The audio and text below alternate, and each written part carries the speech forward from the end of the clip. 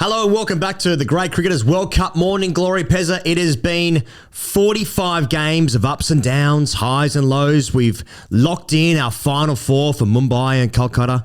We say goodbye to 6 teams and hello to the business end of the World Cup. But before then, we needed to get Virat Kohli a wicket and we needed Rohit Sharma to get a wicket as well. We needed Shreyas Iyer and KL Rahul hundreds, which means now that every single Indian player has done something outstanding in this World Cup so far, including Shubman Gill, who was bitten by a mosquito. And then we also need to ask the Dutch captain if it was a fluke that they beat South Africa. So it's been a complete rounding out of the 45-game round robin part of the tournament. Completion. Yes. In so many ways. Yes, that's right. Here goes. I cannot think of a more comprehensive performance from a team over a group stage than India. Including the commentators. Of course, everybody is doing everything. Now, overnight, I thought 410 was unders for India. I thought that was short. I thought 500 was on. I thought half 1,000 was on. Yes. For India. Half of 1,000. Okay. And look, bull case, bear case, sorry, because I'm talking about the bear Rohit Sharma. A couple of innings now without 100. Yeah. Multiple innings without 100. Troubles there. Shubman Gill. Not leaving an imprint on the tournament. Yeah. Just a mosquito with an imprint on him. Virat Kohli finishes with less runs than his average in this game. Okay. So something to think about. They've got the wobbles. Yeah. I'm not saying overnight was like Benny Hill music for the Netherlands, but it did remind me of like a military exercise. Basically, there are the Indian players showing off all of their skills. Salute to Sanjay Manjrekar. Yeah. And everybody else just clapping. Yeah. Oh, look, Virat can take a wicket. Oh, look, right here. Oh, sixes. I think they've missed a trick in this game because they definitely should have played Dil Pakistan ahead of this game. Just to say farewell to their dearest friends and foes.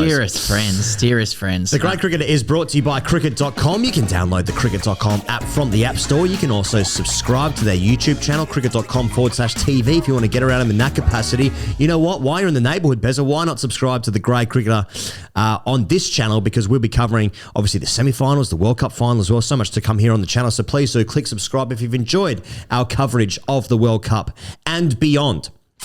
Anything you want to say before we get into the first of the 3 things, Pezza? First thing, let's go. Okay, Shreyas and KL Rahul scoring. Tim Cahill. Yeah, Tim Cahill scored 100. That's right. Shreyas Iyer and KL Rahul both scored hundreds. Shreyas finished 128 red off 94 balls, 10 fours and 5 sixes. KL Rahul, he needed 11 off the 50th over to get his 100. The second of the tournament, the second World Cup 100 for KL Rahul, and he did that in the first 2 balls of the last over before being dismissed by Buster Leader for 102 off 64 balls, 11 fours and 4 sixes. Suryakumar Yadav finished 2 not out, and he was the only guy who didn't get past 50. Virat Kohli scored 50, Shubman got 50, Rohit Sharma got 60. Good net. Unders. Just a good training session. Funny. I mean, look, well done to India. They've played every team in the tournament just as every other team has played each other. That's the nature of a round robin tournament. Yeah. Finishing with the Netherlands. Incredible. Yeah. They finished with Zimbabwe 2 tournaments ago. I think Namibia the one after that, and the Netherlands at Chinnaswamy. Those are just facts. You're just saying what's happened. Yeah, that is a fact. The last 3 games of World Cups have been against Namibia, Zimbabwe, and the Netherlands. That's just what's happened. Okay. And just an exhibition. Like I mean, overnight, what they do, they shared runs around. More sharing than socialism for these guys. We were worried about Shreyas at the start of the tournament, weren't we? Yeah. He's got his runs now. Yeah. You know, there's perennial worry over KL Rahul, at least there was when we were there in February. But he's got his runs now as well. KL Rahul sort of too early. He's the Robin to Kohli's Batman.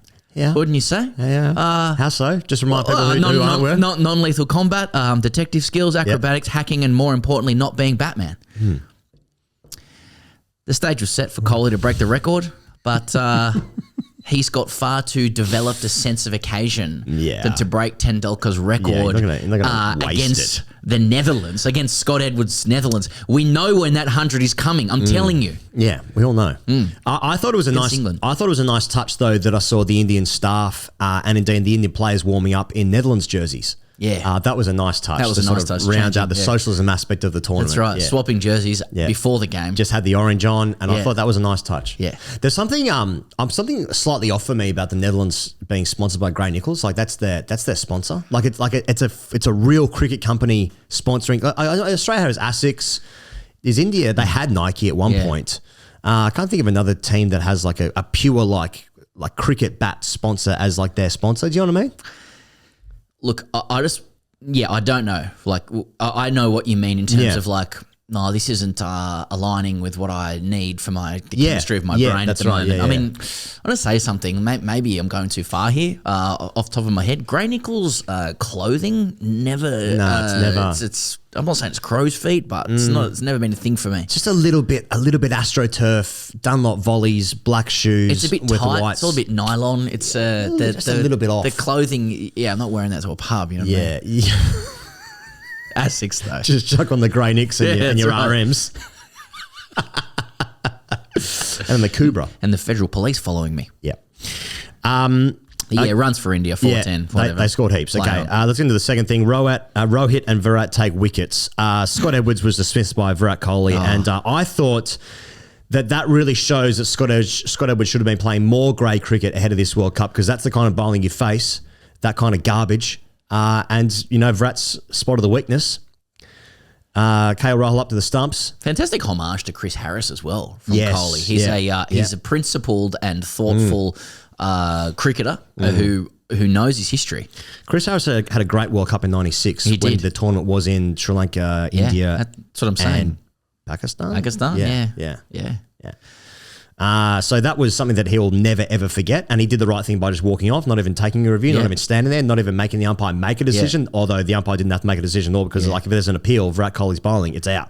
You know what I'm saying? Yeah. I'm dismissed by Kohli. Get me out of here. It doesn't quite roll off the tongue.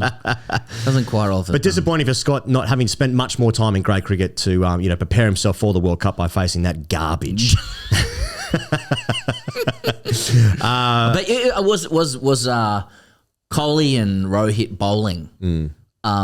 Where do you land in the how you going department? In the hubris department? Like, does Kohli? Okay, look, here's the case for Kohli and Rohit bowling, and people will call it out. Yeah.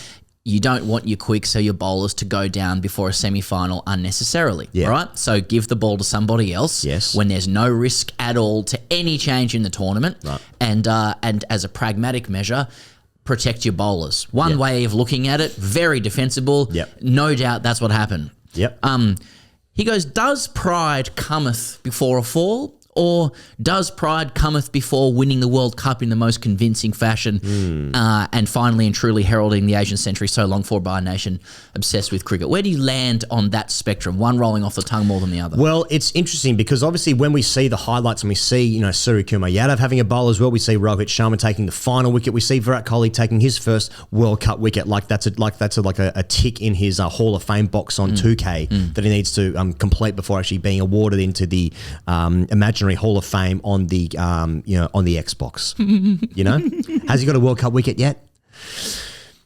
And so culturally, I see fans celebrating that fucking it's like it's joy, it's sheer joy. It's military. It's North Korea military exercise. Look at this ballistic missile we've got. You know what I mean? No, it's just like and now for the final demonstration. It's the cherry on top. Well, Rohit said on the bowling of Virat and himself, he said, "We wanted to see what we can achieve." I fucking bet you did. I bet you did. Now, culturally, I see people celebrating that. Like, how good is this? Like, it's amazing. I just cannot imagine a world where, like in Australia, which as we know is of course the right way. Of course. Yeah. It's very right at the moment, becoming more so. The bastions of spirituality in the game and the spirit of such. If like the equivalent would be Dave Warner bowling some overs against the Netherlands in the final World Cup game, I would imagine there'd be a lot of people being like, "That's fucking shit house. That's disrespectful. It's disrespectful." There's a lot of clips coming. I mean, I noticed a friend of the show, Rob Moody's, putting up some of his gold on Twitter. And the other day I saw one of like Stuart McGill at the Adelaide Oval bowling a rank full toss, possibly Wavell Hines, left-handed batter. Yes. And he just creams a cover drive full toss straight to, I don't know who it was at cover. Martin was it? Yeah. Who sort of sprawls/dives in like the 2002 level Oakleys to take the catch. in front of a crowd of 5,000 or whatever. Yeah. And it's 2 p.m. and Australia's just fucking smashing some hapless opposition. And like I actually got depressed in a sense that like I was like, that's just what always used to happen. Like it just got to the point where things were getting silly. The like success, the strength was just silliness. And like, you know, sometimes Michael Slater would come on to bowl and like you could just start having fun with things. Good point, yeah. And it's a revealer of the attitude of a side when you can start to afford these luxuries. Yeah. And there's no doubt India could like technically afford those luxuries. No question. But we're just trying to confect this into this being like, that's an interesting revealer of character and where their attitude is at. Let's have a laugh now. Yeah. Kohli's bowling, Rohit's bowling. See, the answer is it's in the same way that like when the players have been inching themselves towards hundreds or milestones generally, like they are so far in front of games where they can basically fuck around can afford to, like it's a kid's birthday party in an indoor net centre. Yes. You know, like you can just basically do whatever you want. Right. I might play a bit of volleyball now. Exactly. You know? Next thing you know, you Indoor smash soccer. the ball in between a kid's eyes, you're going to court. You got to be careful. You got to be careful. That's the lesson here. You've got to be careful. And that's because you parked in that handicap spot. Well, that's another issue. Issues on top of issues. But it is. It's like there's you know there's like let's be real. On top of issues. Yep. Like for the excellent Chinnaswamy crowd, there could scarcely be anything more fun than that. You've just watched all of your heroes. Each of them score bulk runs. Okay. Kohli gets out for 50 and all you can hear is Roelof van der Merwe roar like a bear and that's also awesome. But he doesn't break the record at Chinnaswamy. That would have been cool or whatever. He knows when he's going to do that and we all do as well. But you've seen them all score runs and then just to complete the party carnival atmosphere, let's just give Virat and Rohit a bowl as well and they each take a wicket and we're just like, I saw there was one bloke was in like literally in raptures. Like they showed him on screen after. Yeah, it was like he was speaking in tongues. Like this is the fucking greatest thing I've ever seen. You got to hand it to like the crowd, you know, who like you wouldn't get 40,000 to an Australia-Netherlands game at the World Cup, for example. Like like packing it out just to see the guys go around. It is so. Has anything been more on than India winning this World Cup? I'm serious. Like it is so processional. Yeah. I've never seen anything more processional. I've never seen anything more processional. I agree with you. I would imagine as well, like Scott Edwards, who has been, I mean, he's led a fantastic Dutch side who obviously had a couple of wins in this tournament and would be disappointed they probably didn't win another game or two in the tournament. But when like Virat and Rohit are bowling, I reckon like there'd be fucking red mist and they're being like, this is fucking disrespectful. Yeah. But the problem is, then Virat gets him out. Yeah, well, strangled down the leg side. That's right, and that's why they're smart. You know? All right, third. Just on that. No, hang on. Just on that note, I'm getting the scorecard up. Yeah, Nina Manuru, who made 54 of 39. I think he took that view to sky bowling to him. He just went fucking Zach. See you later. This is not right. So anyway. I saw something this morning. Engelbrecht, who batted 4. Was he batting 4? He batted 4 for the Dutch last night. He actually played South Africa under 19s. Okay. In 2008, he actually caught Virat Kohli in the tournament in South Africa. So there you go. Wow. Full circle stuff. Okay. Okay, third and final thing. How nervous are India about New Zealand, Pezza, as we head into the semi-finals? That game's obviously going to be at the Wankhede. There's obviously some form there. Last time these two met, India top of the table. New Zealand finished 4th in the World Cup 4 years ago, and over the course of 2 days at Old Trafford, I think it was, wasn't it? New Zealand were the better of the two sides. So this is one of those situations where you're sitting in a good position. You can actually counsel on this with some objectivity. So if I'm in India's position, I would naturally be nervous because you've done so much in the tournament to be so much better than everybody else. It almost feels unfair that a team that's basically won 1 in 5 has technically, mathematically the same chance as you to knock you out, and that all of your work leading up to this point is undone. You know, like how is it that both teams can be in a knockout scenario where one's won 9, the other one's won 5, or whatever the fuck it is? It needs to be like handicapped or something. Like India should start like 150 in front of something. You're naturally nervous. You're like all of this can just unravel straight away with 1 or 2 good performances. Yes. So India, and then you get into the history where New Zealand knocked them out last time in unlikely circumstances. Beat him in the World Test Championship final. India hasn't lifted a trophy since 2013. India tend to choke a lot in these situations. I can counsel from the outside, despite those nerves, there's nothing to worry about. India will win this game. They're just so much better than everybody else. Okay, Daryl Mitchell might come off. Okay, Rachin Ravindra's been going well, and he also, he's what Rachin Ravindra? Rachin Ravindra. I thought you said Sachin Tendulkar or Rahul Dravid. I couldn't tell which one of you. Jadeja. Yeah. That's interesting. Yeah. Bolty, Yeah. So you're entitled. They're entitled to be nervous because basically New Zealand have been one game from mid-table mediocrity and could have a day. New Zealand have lost to every good team. Yep. And they've beaten the teams that you should beat, which is what they do. And that's what they do. And they get one chance against the host nation, and someone could just do something really good, and then before you know it, it's a New Zealand South Africa semi-final, and no one's at Ahmedabad for the final game. Yeah. I mean, one thing New Zealand do like that. One thing that they do. New Zealand is they beat the teams they should beat, and then they beat someone that they shouldn't beat. They haven't yet done that thing. No, but that's what they do, isn't it? They always have one game where they do something they shouldn't do. Yeah, that's true. And that was meant to be against Australia, but Mana stopped it on the boundary, and so there you go. Yeah. So I really think India's going to be fine. Let us know in the comments though how you're feeling about this, Indian fans, because basically none of what has come beforehand matters in any capacity, and now it's a new comp, and now it's a new competition, and now these are games that only matter. There are 2 games left basically for the team that's going to win it. 2 games left. That's all that matters. India, you've won 9 from 9. You've dicked everybody to smithereens. Won the Asia Cup final by bowling Sri Lanka out for 50. Yep, absolute smithereens. Dickery. And everyone's on 0 points. Done them to high hell. Well done. Yep. And now it's a new competition and everyone's equal. Everyone's exactly equal. Hashtag AskTGC. This one comes in from, here we go. Here we go. Attias Marine. That's not how you say it. 7336. He's a tire Marine. A retired Marine. This is from retired Marine. Oh, this will be good. Hashtag AskTGC. Do you boys think Indian fans watching Aussies getting daddy tons against other teams and asking would like to see them do it against our boys? Do you feel like Indian fans are watching Australian players do well and just like, I'd like to see them do it against us? Is that what Indian fans are thinking? Or are they nervous deep down, Pezza? Are they nervous? Well, I think both can be true. I mean, if we're going off the demographic of our comments, I'd say 80% of people would be going, I'd like to see them do it against us. Yeah. Glenn Maxwell's innings, okay, sure. Afghanistan, though.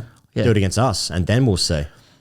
Yeah, must Glenn Maxwell hit 200 not out off 120 against India's bowling attack for it to be worthwhile? I mean, that's certainly the logic in Australia in reverse. Yep. I mean, we do the same thing.